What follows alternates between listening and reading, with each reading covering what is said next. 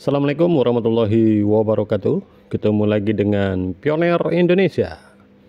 Pada kali ini saya akan membagikan video mengenai aplikasi P-Network, yang mana aplikasi P-Network ini sekarang sudah memasuki pada tahap mainnet tertutup. Yang mana pada tahap mainnet tertutup ini kita sudah dapat untuk melakukan transaksi ataupun barter menggunakan koin P yang kita miliki. Tentunya bagi teman-teman pioner yang sudah lulus KIC dan koinnya sudah migrasi ke walletnya.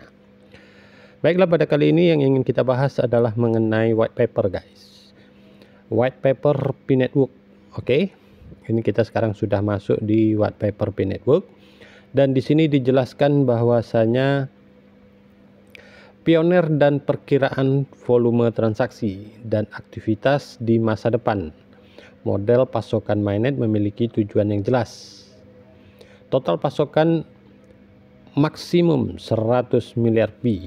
Oke guys, jadi sudah ditetapkan total pasokan maksimum itu 100 miliar P. Jadi tidak bisa lebih, kurang pun tidak bisa. Jadi pasokannya itu sudah tetap, bahwasanya memang ditetapkan 100 miliar P untuk ditambang oleh para pioner ataupun nanti untuk dibagi-bagikan ke hadiah penambangan dan yang lainnya. Mari kita kupas satu persatu. Memungkinkan insentif untuk pertumbuhan berkelanjutan dan kontribusi baru sekaligus menghilangkan kekhawatiran tentang ketidakpastian pasokan. Oke guys, jadi kemarin itu memang ada sedikit kekhawatiran mengenai jumlah pasokan, berapa sih jumlah pasokan yang disiapkan oleh P-Network. Oke, mengingat pada saat ini koin P sudah memiliki pioner lebih kurang 47 juta pioner yang menambang. Selanjutnya, distribusi pasokan akan menghormati prinsip distribusi asli dalam white paper 14 Maret 2019. Komunitas P memiliki 80% dan tim inti P memiliki 20% dari total pasokan P yang beredar, terlepas dari berapa banyak pasokan beredar yang ada di jaringan P. Oke guys, jadi memang sudah dibagi untuk komunitas itu 80% dan tim inti itu 20%. Nanti berapapun koin P yang ditambang tentunya sudah dipastikan bahwasanya 80% untuk komunitas dan tim inti 20%. Itu adalah pembagian yang sudah ditetapkan. Selanjutnya, terlepas dari beberapa banyak pasokan beredar, ada DP jaringan pada titik waktu tertentu. Jadi dengan total pasokan maksimal 100 miliar P, komunitas pada akhirnya akan menerima 80 miliar P dan tim inti pada akhirnya akan menerima 20 miliar P. Oke guys, ini kalau pasokannya terpenuhi 100 miliar P dan tentunya pembagiannya sudah cukup jelas di sini, komunitas 80 miliar dan tim inti 20 miliar P. Jadi pembagiannya sudah cukup jelas di sini.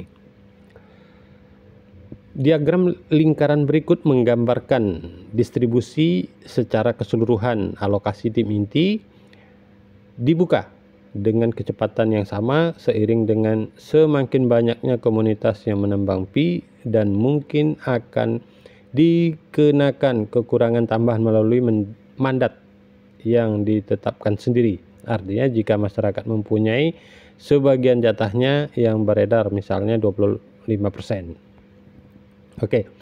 Ini grafiknya guys, lebih kurang seperti ini untuk community 80 dan untuk core team itu 20%. Jadi lebih kurang seperti ini gambarannya.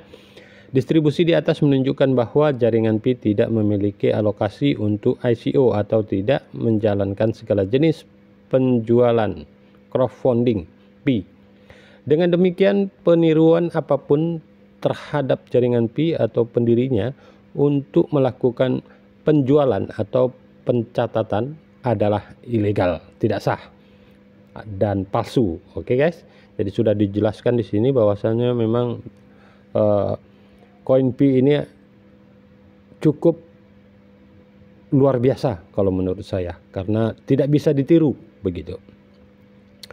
Peniru ini tidak memiliki afiliasi, oke, karena peniru-peniru ini tidak memiliki afiliasi dengan Pi Core Team.